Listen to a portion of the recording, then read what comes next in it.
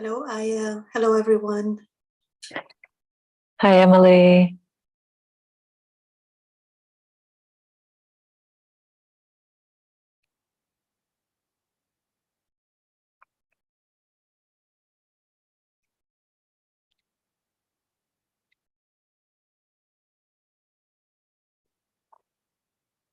Oh, hi, Susan. Yeah, now I see you.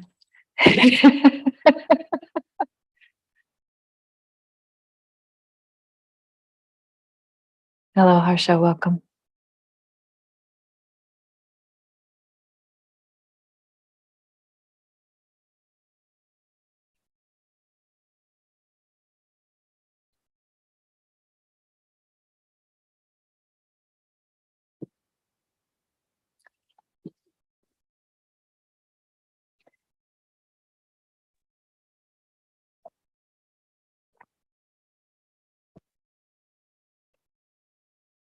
Hi, Virginia. Welcome. Hi, everybody.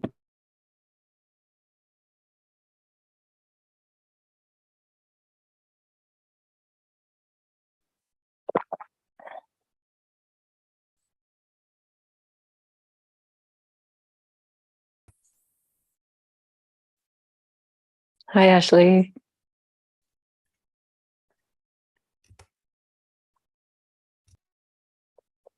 All right. Well, we're just going to allow another minute or two for folks to arrive.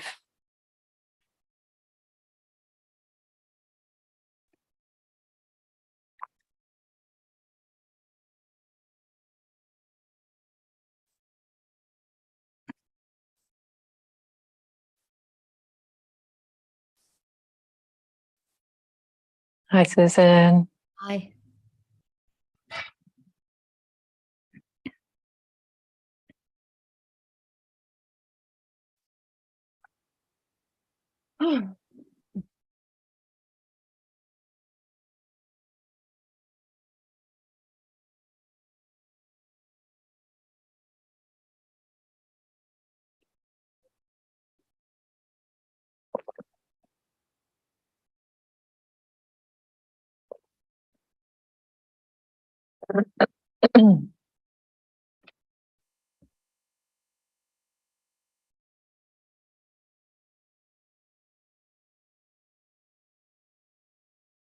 Welcome, everyone, and good evening or good afternoon. Wonderful to see you, as always. And yep, it's Tuesday tune-in. And so, as usual, we're going to go ahead and begin with a guided meditation for about 30 minutes or so. And then I'll offer some Dhamma thoughts, Dhamma reflection.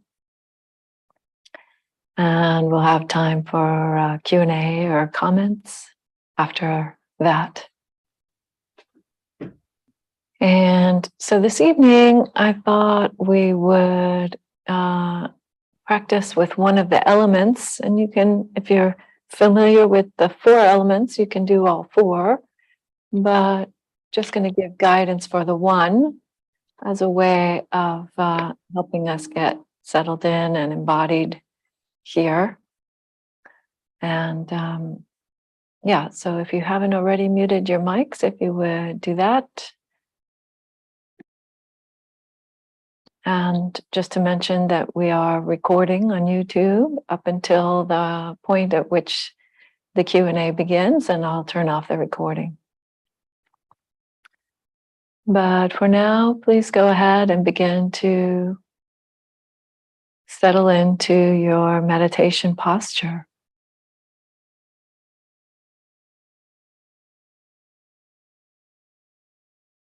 Perhaps rocking the body from side to side and front to back, just loosening up, letting it find that center point.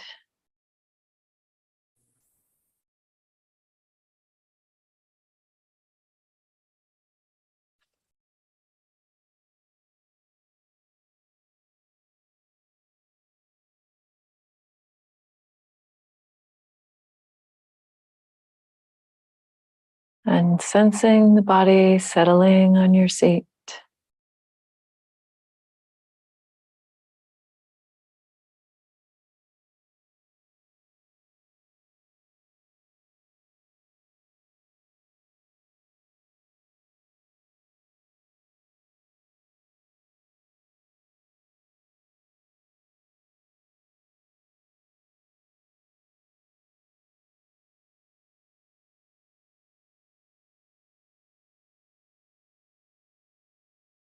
Allowing the belly to soften and relax as the body continues to settle.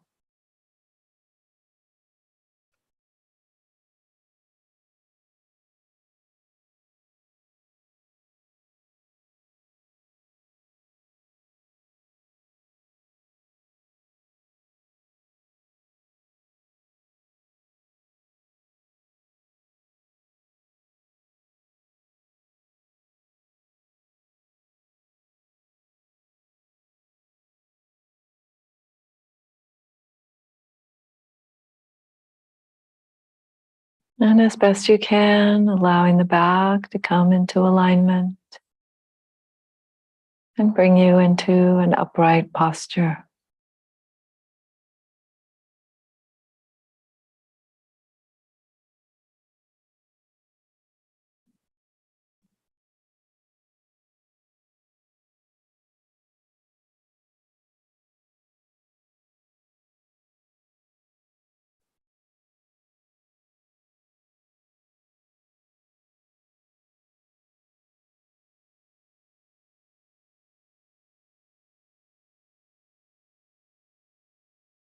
Also allowing the chest and the ribs, muscles around the ribs to soften and relax.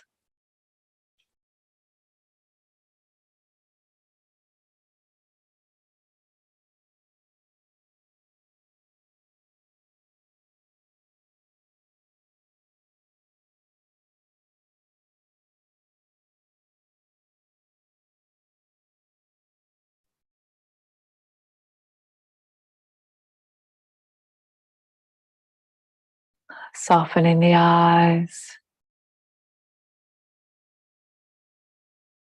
relaxing the mouth.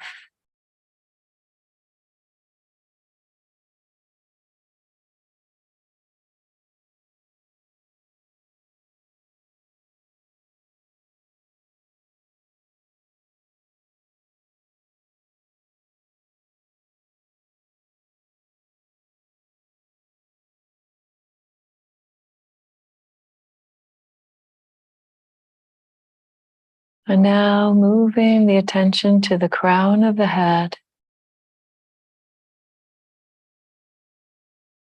knowing the presence of the earth element right there at the top of the head.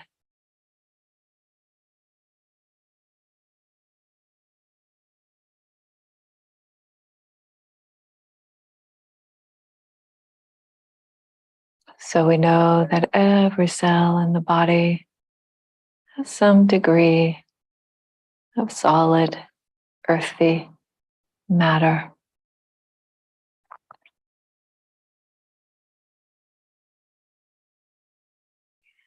So you can just begin scanning downward from the crown of the head,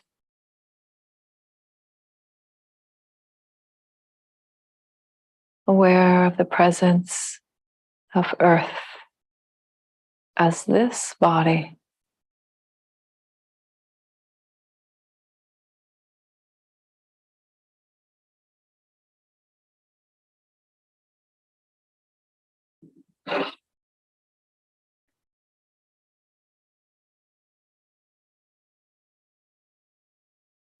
Slowly moving downwards through the neck,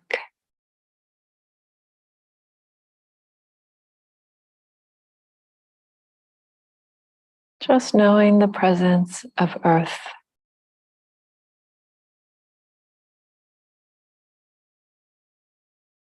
Then the right shoulder,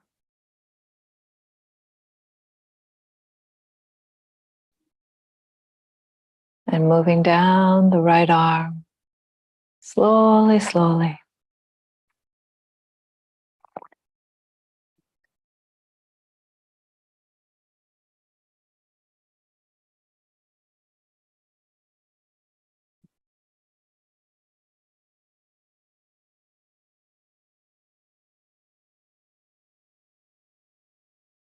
All the way down to the right hand. Also pervaded by earth element.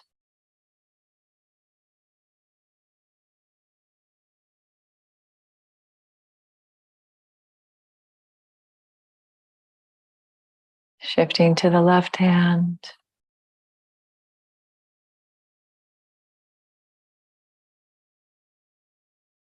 And slowly moving up the left arm.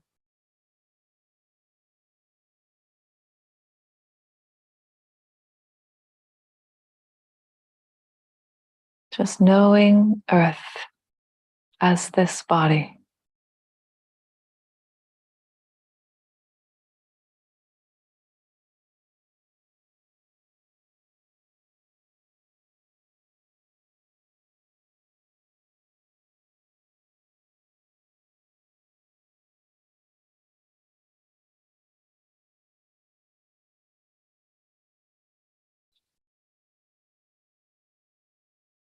Eventually arriving at the left shoulder.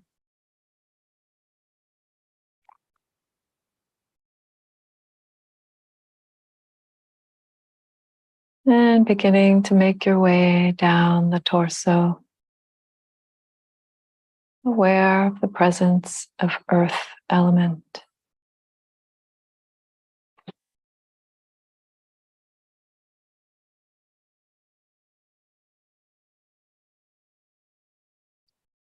And because there is earth, there are the qualities of earth. Stability, firmness,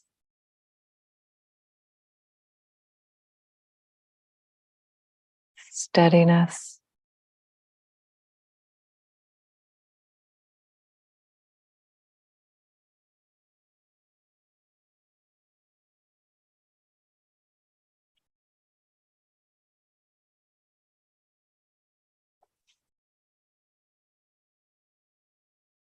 Continuing to move down the torso, all the way down to the hips.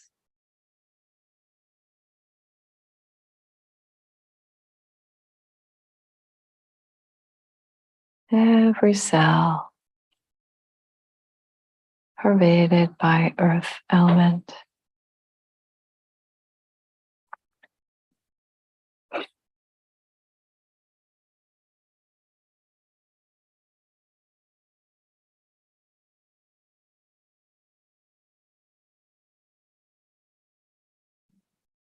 And then making your way down the right leg, slowly, slowly.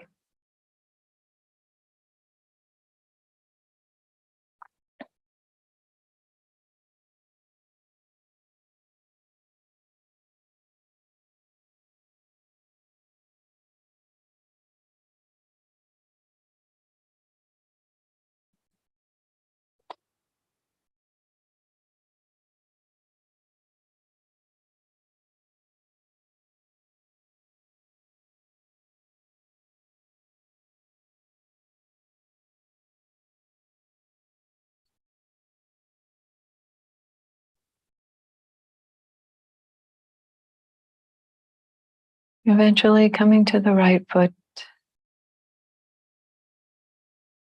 and knowing that it too is earth element.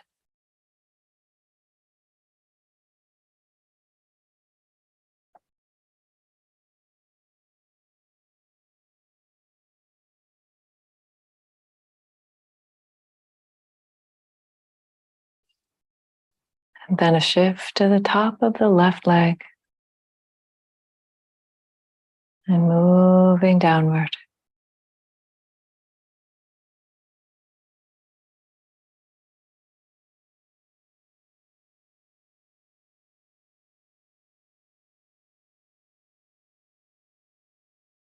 steady, stable earth.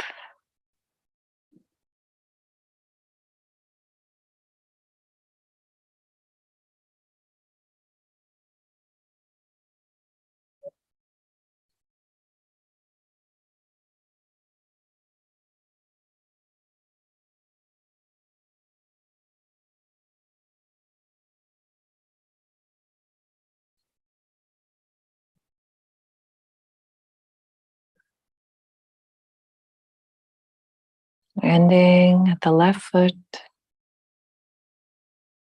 also earth element.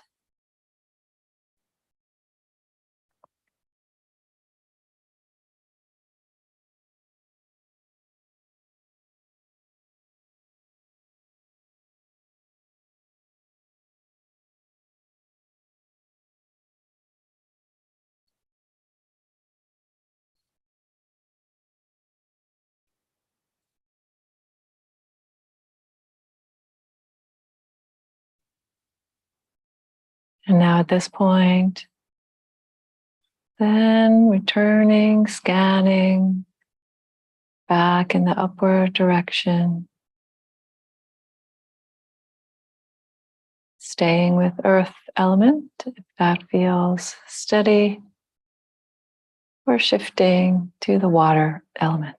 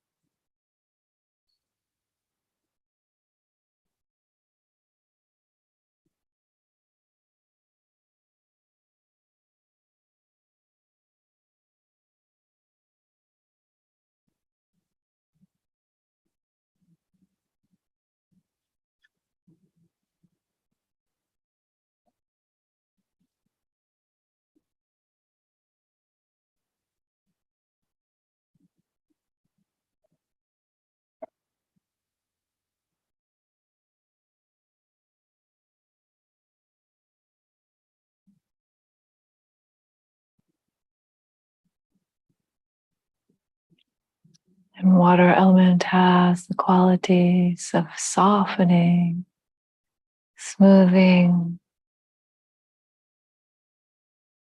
flowing,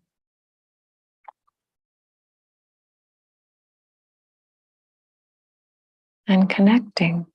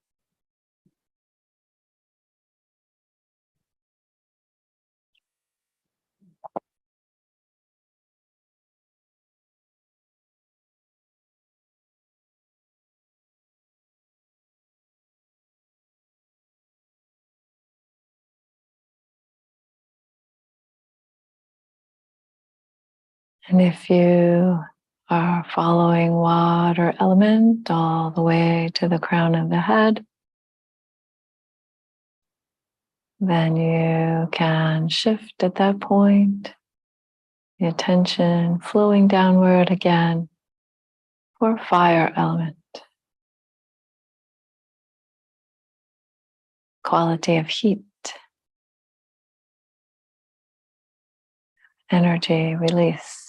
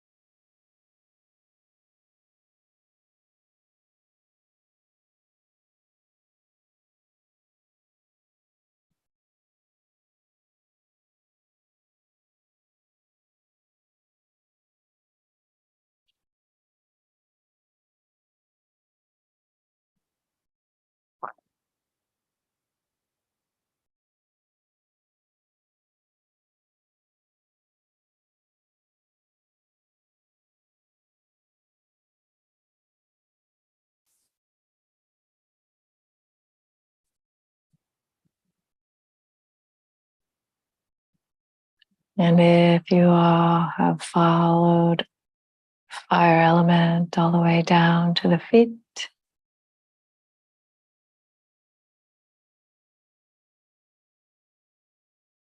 then shifting the attention back upward, aware of the air element.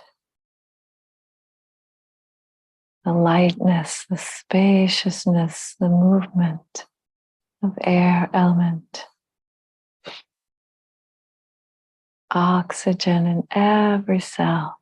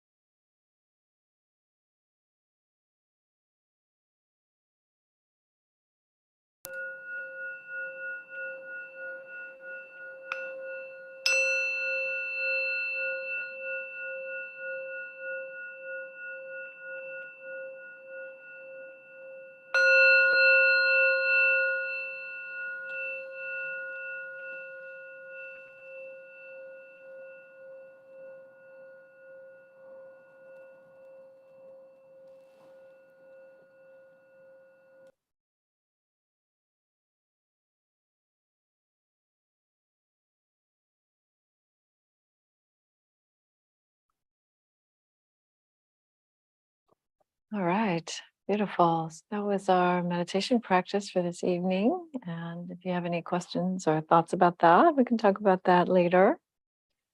And right now, I'm going to shift to the Dhamma talk. So get comfortable for whatever position Dhamma talk takes.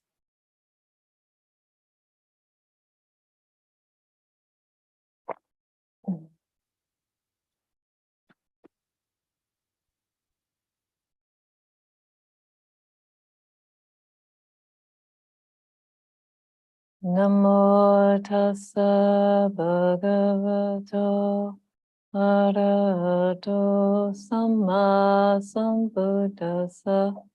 Namo tassa bhagavato arahato samma sambuddhassa.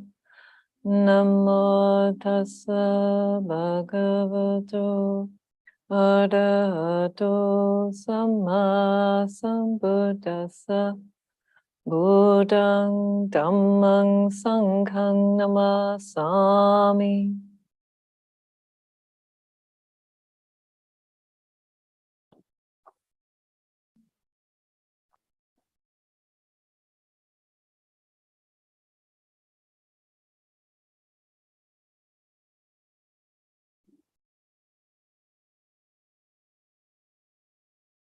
Tonight, I want to talk a little bit about the practice of giving, practice of generosity,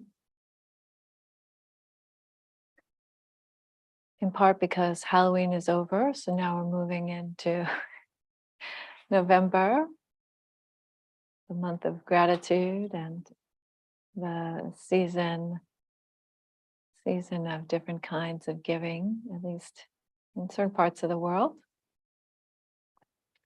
And also because the parenting discussion group started up again today, and we are following the 6 paramis as our structure for the conversation. So the paramis, that word parami means something like the pinnacle or the perfection, the highest, and they're qualities to be developed on the path. They're not the same as the specific qualities that lead to enlightenment or the specific qualities of the Noble Path itself, but qualities that are supportive to being able to practice. And so the first of them is dana, or giving, or generosity. And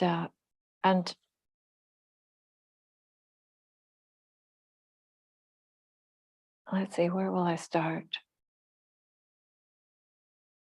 Maybe I'll start with the Buddha, the quote from the Buddha, and then we'll move maybe to some later Zen after that.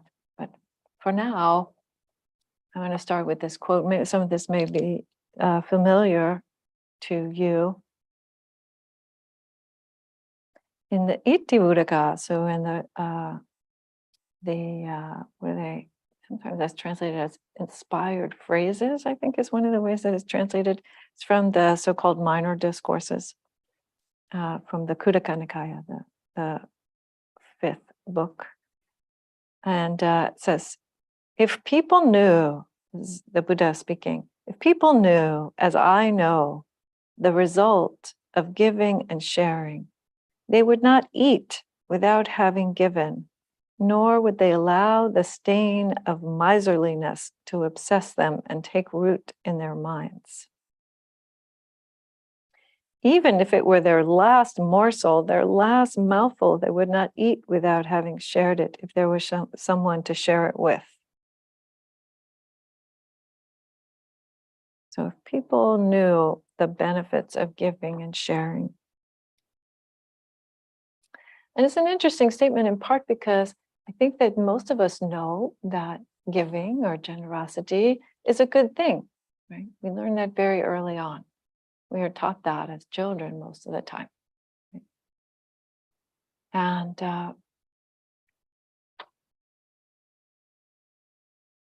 And yet there's some deeper teaching there, some deeper wisdom that the Buddha is pointing to. And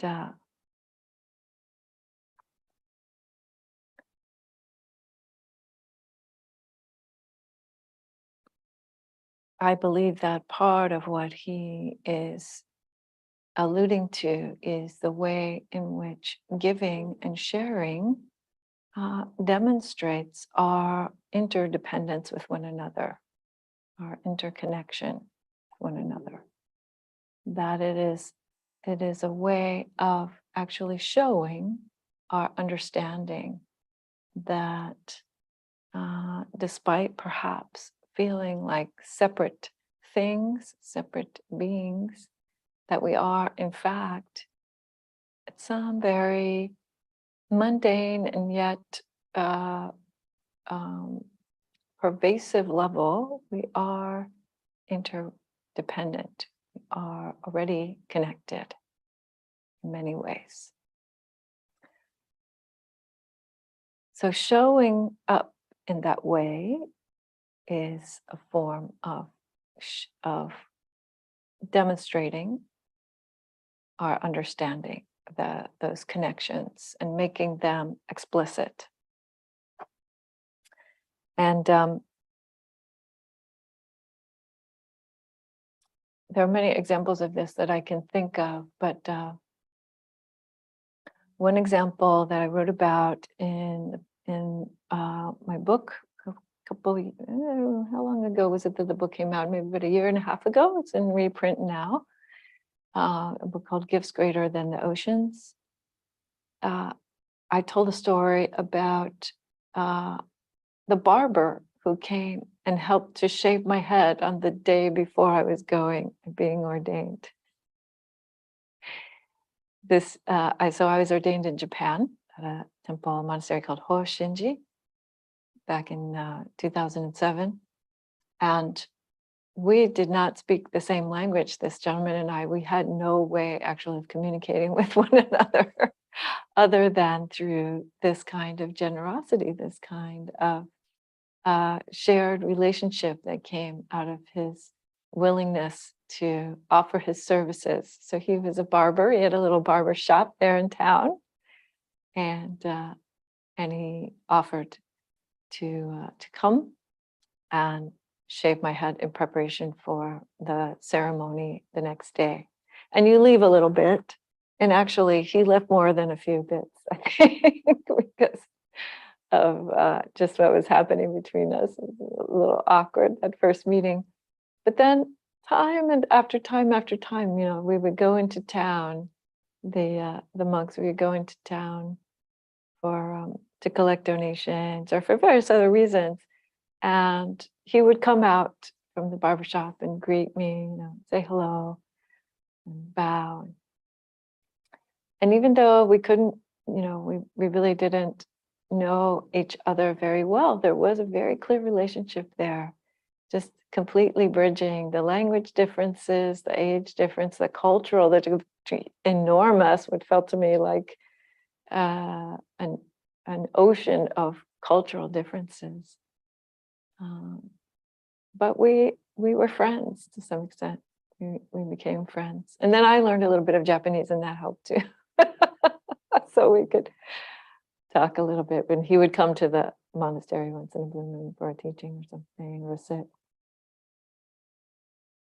But this way of really coming into relationship with one another, coming into a sense of intimacy by giving, is beautiful. It's not always easy, right? Sometimes it feels a bit uncomfortable.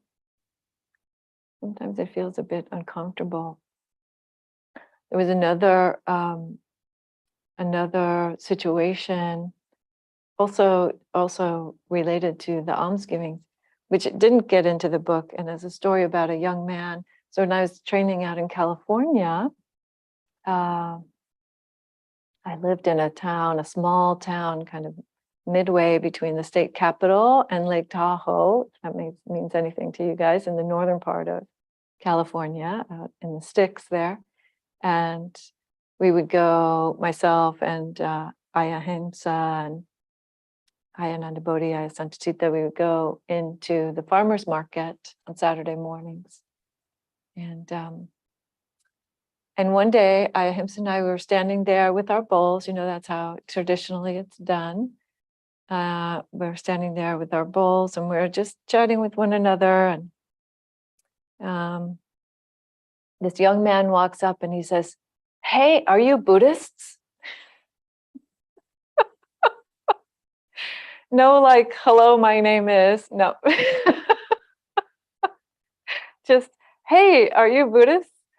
And I have specifically smiled and nodded, yeah, we're Buddhists. And he said, "Oh, really? Really? Just, a few months ago, my dad and I went over to Green Gulch Farm. Green Gulch Farm is a Zen temple on the total other side of the state from where we were and south of there, but which is affiliated with the temple where I had practiced and trained for many years after I came back, before and after actually I came back from Japan. And I said, "Oh yeah, I have some friends at Green Gulch, sure." And he said, "Oh yeah, that was the first time I ever met Buddhists, but you are dressed differently and everything, so I wasn't sure. But the head gave it away." So the head is what gave it away. And he said, "Yeah, hold on a minute." And this is as I remember it, right? It could be slightly different, but he says, anyway, as I remember it, he said, "Hold on a minute." And he goes a few yards away and has a conversation with a gentleman who later we found out is his dad. He was there with his dad. And his dad was carrying his guitar. So he walks over with his guitar and he starts playing. He says, "I want to play a song for you." So he starts playing a song that he's making up on the spot, literally, like impromptu, which literally goes something like, "I wasn't expecting to meet some Buddhists. Nah, it's today." Like this.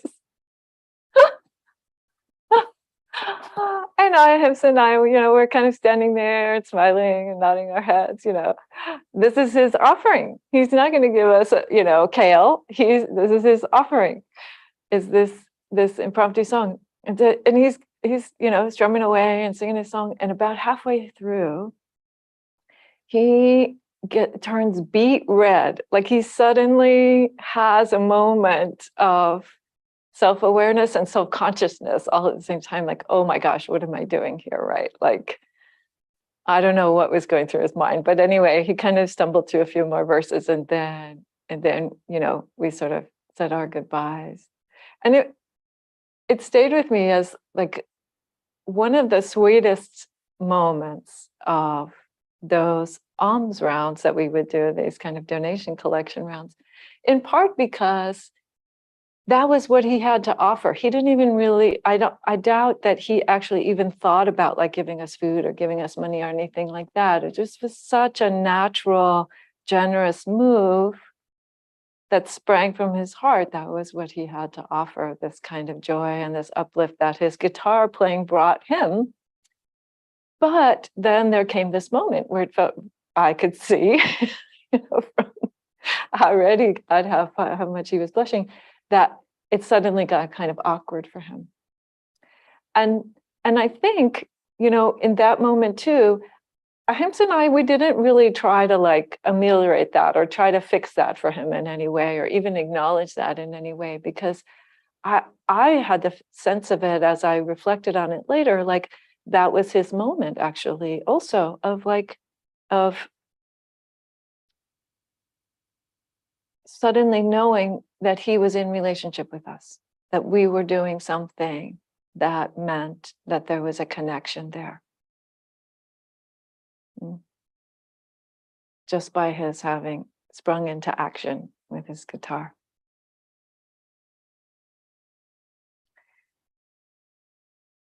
So there can be this sense of connection, and there can also be some kind of sense of resistance to that, or awkwardness about that, or wanting to bridge that in some way. And I think, honestly, I think that that's one of the reasons why the Buddha spoke so many times about the benefits of giving, that people might be able to overcome whatever sorts of resistance or awkwardness that they felt about it, And the Buddha also demonstrated a tremendous amount of generosity. You know, the story that comes to me is that there was a man named Upali, a lay person named Upali, who was a very, very strong supporter of the Jains, as I try to pronounce it correctly, and that they were and are another spiritual tradition, ascetically based spiritual tradition at the Buddha's time. One of the things you see in the suttas was this sort of sense of rivalry that might be happening on one or both sides of that situation. But Upali approached the Buddha not with the idea of really wanting to be his disciple, but actually more with the idea of like tripping him up or asserting his support for the Jains. And instead, there's a conversation that ensues, and I don't recall the details of it, but there's a conversation that ensues in which Upali sees the wisdom of the Buddha, and he says, okay, I'm going to be your disciple from now on. So I'm going to feed all of your monks, because that's what Upali was known for, was for feeding the Jain ascetics. And they could always come to his house and receive a meal and whatever supports they needed. And the Buddha said, well, don't be hasty now. Don't be hasty. He said, really think about whether you want to, practice with me, practice this way that I'm teaching you.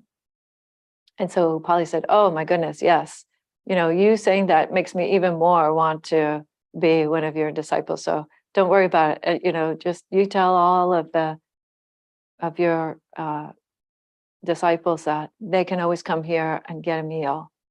And the Buddha finishes by saying, okay, I will accept you as a lay supporter who's come for refuge, but don't stop feeding the Jains, actually. Don't only feed us, but continue to feed the Jains too, if they come to you, and feed the Buddhist monastics as well. They didn't call themselves Buddhists back then. Right? They called themselves the Sakyan sons and daughters, according to the Buddha's tribal name, Sakyans. But wow, right? How impressive. Like, don't let those other guys and gals go hungry just because you have decided that you see the wisdom of this teaching, but rather try to expand your generosity. Grow your generosity. Grow your understanding of being in relationship to others. So we have many, many good lessons about how giving creates a sense of connection and a sense of relationship, and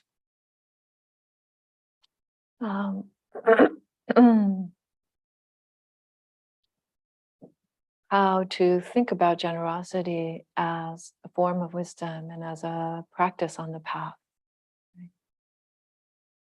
For that reason, it is the first of these paramis, these qualities, training qualities.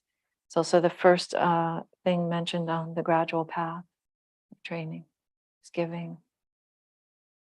And that makes sense also in the larger context, I would say, of the Buddha's teaching. The Buddha said that greed is one of the top 3 human problems. Right? Greed, hatred, and delusion being the 3 main roots of human suffering and problems. So it makes sense that giving, generosity, is counter to greed. It's counter to that stinginess, that miserliness that he referred to in that quote that I read earlier. And ultimately, it has, of course, there is also the karmic benefit. There's the karmic, you could say, the energetic benefits that are set in motion by doing something wholesome like that, like being generous and giving. And there are also quite a few teachings about that. One of them is the teaching of a gift with 6 factors. And I'm going to talk about at least 3 of those. We'll see if we get to all of them. But there are 3 factors that apply to the giver and 3 factors to the recipient. And however, these factors about the giving, the giver, the person who is practicing generosity and giving, are applicable no matter who they're giving to, actually. So he says the 3 factors are, or the 3 parts of the giving experience are that before giving, one would feel happy or feel glad. Sumana is the Pali word. And then during giving, one also feels gladdened or actually calm. This is pasadati. Pasadati is this interesting word, which means to calm, to purify, or to gladden. All 3 of those things. So think about that for a second, right? And what we mean by purifying or clarifying, I like to use this word clarifying rather than purifying. What we mean by clarifying the mind is not only compatible, but can actually be fostered by our joy and our calmness or our settledness of mind. So, and then after the giving, so during the giving, there is this pasadatis, it's gladdening or calming, or sometimes translated as confidence. And then after, there is attamano, this literally means higher mind.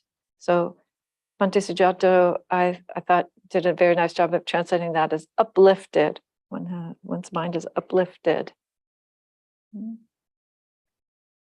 So it's said to be the 3 kinds of joy related to giving before, right? Yeah, so think about that. So when you want to give somebody a gift and you found just that right gift, don't you get excited? You're like, they're gonna love this. This is gonna be great. I can just see their face, even if you don't get to be there. I can just see how much they're gonna enjoy this. Right? And then giving the gift gives you confidence. Confidence in what? In that relationship. Confidence in how good it is, right? How right it is. And then afterwards, the joy. Great. The pat on the back joy, right? Like, did the right thing, did a good thing, did the beautiful thing. Right?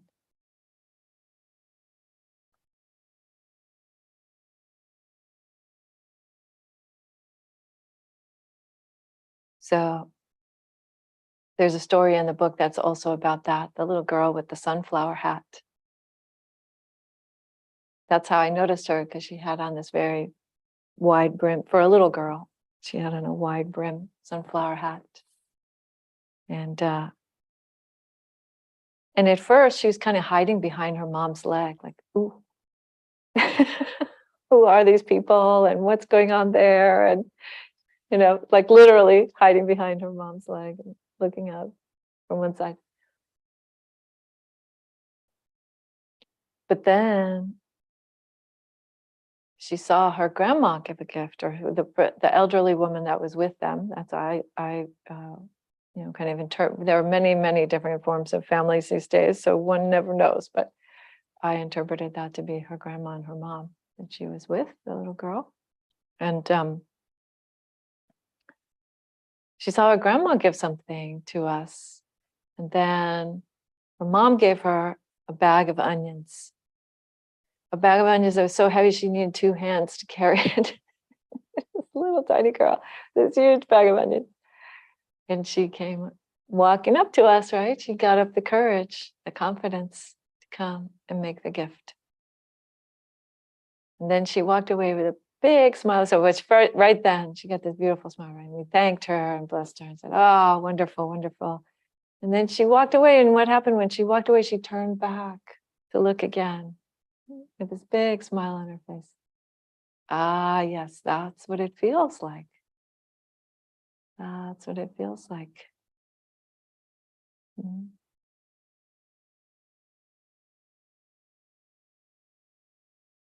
So it's again this way that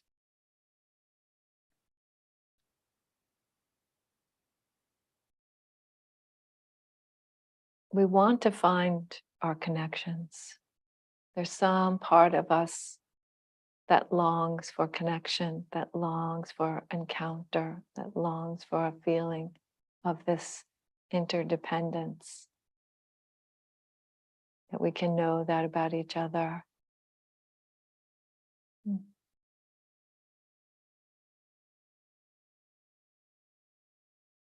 That's why it's hard to practice alone, right? That's why it's very hard. People to go off in the caves for years at a time and things like that, right? Because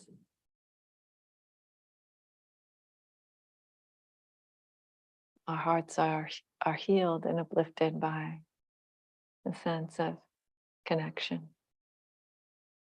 And giving can certainly help us do that. Generosity can help us do that and help us find gratitude that we are able to give, that we have something to give, that just like the young man on the path there in Placerville, even just a song, even just a funny, silly song about this moment was a great gift. It's a beautiful gift.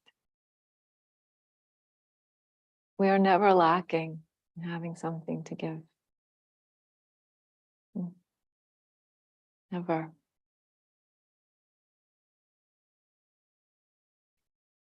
I forget who it was. Was it Anne Frank who said, no one ever became poorer by giving? No. And on that note, we'll shift from Anne Frank to Dogen for a second. Quite the different stance toward life. But I want to close with this quote by Eihei Dogen, who's the founder of Soto Zen tradition. And he wrote also about giving. And he said, giving is to transform the mind of living beings. One should not calculate the greatness or the smallness of the mind, nor the greatness or the smallness of the thing.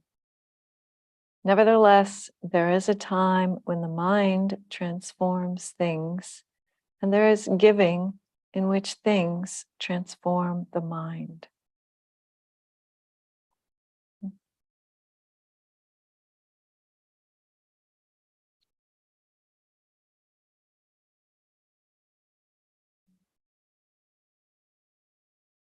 So giving can really stretch us beyond our self-centered views, our sense of separation, our sense of not having enough, of lack, something missing. And bring us right up close with the truth of interconnection, interdependence.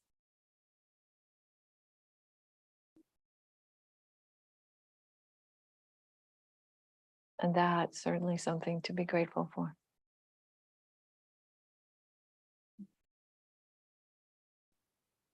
Thank you.